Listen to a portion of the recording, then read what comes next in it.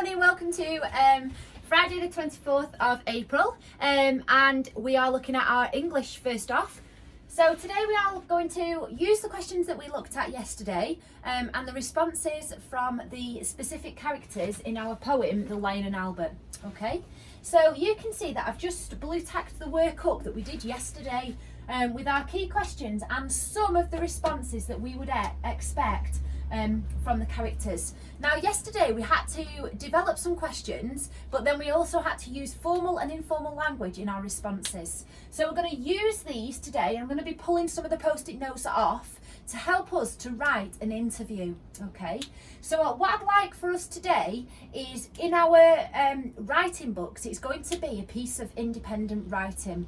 So the lesson objective that we really need to nail today is the use of formal and informal language. Okay, so what I'm going to be doing is pulling the questions and using it for what the journalist is going to be asking, and I'm going to focus on one character. Now you guys can pick whichever character you found easiest to respond to the questions as yesterday. So I'm going to focus on the zookeeper because I quite liked the way that I could easily show informal language, because he had quite a broad northern accent, so I can include some slang there.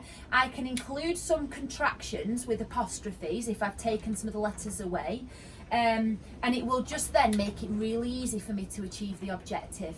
If you choose the police officer, that's absolutely fine. You'll be able to see really clearly formal language. However, you might decide that the police officer is getting a bit annoyed towards the end of the interview and thinks, all right, let's just tie it up, and he wants it to come to an end. So he might become a little bit more relaxed and he might start to show some informal language. Okay, so that's how you can get it in there if you choose the police officer. So the question that I'm going to pull from the work yesterday, the first one is the work that the question that the journalist asked: what did you think when you heard the news? So I'm going to tweak it slightly, and you have to open up your interview to start with. So, good morning.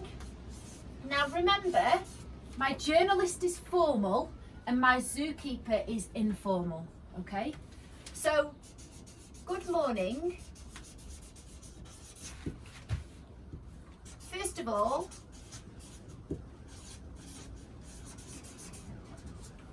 I'd like to thank you for attending this interview. Okay? Now, just like when we do dialogue in a story, we start a new line for the character, and that's what we're going to do. Just so that you can see it really clearly, I'm going to change the colour of my pen, but you don't need to. You just carry on writing it. So just remember, every time a new person talks, you start a new line. This is an interview like you would have in a magazine. Sometimes you see these Q&As in your magazines that you might read at home.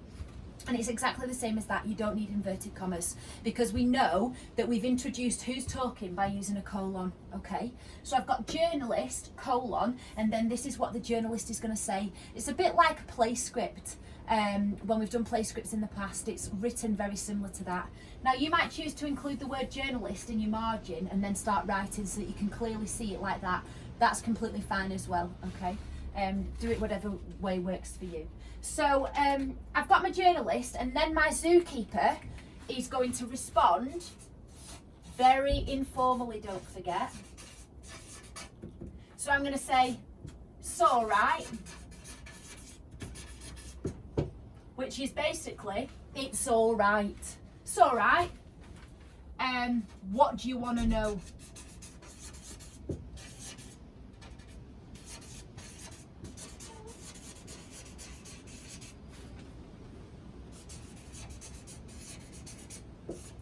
Now, the zookeeper is very informal, but do not forget that that means he needs more punctuation.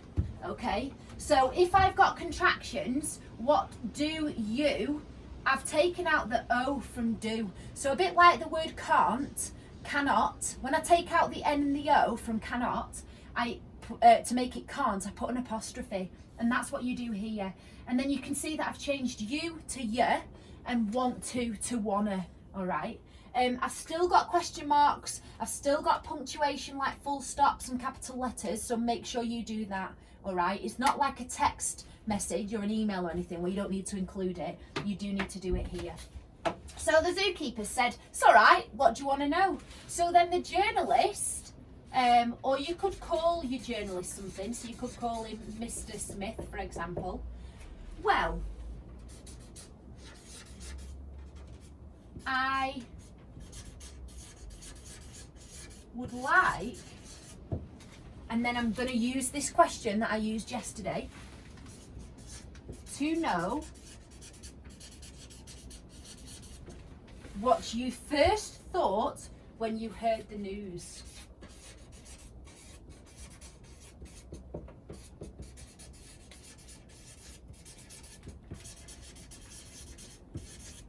I'm just going to put there to make it clearer. When you heard the news about Wallace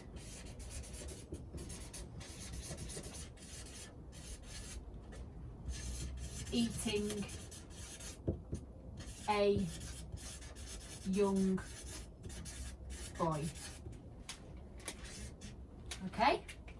And then we need to think, well, what is the zookeeper going to respond to that? Okay?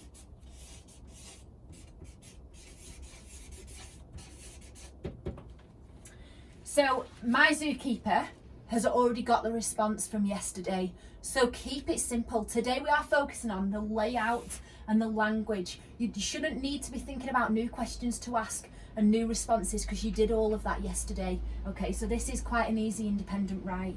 Then I've got tragedy. What's going to happen to me zoo? So that is the zookeeper's response. Tragedy.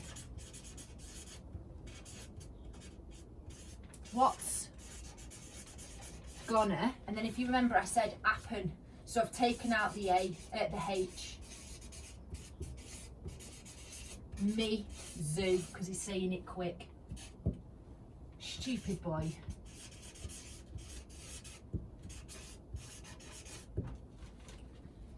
And then I'm just gonna put, that's all I could think.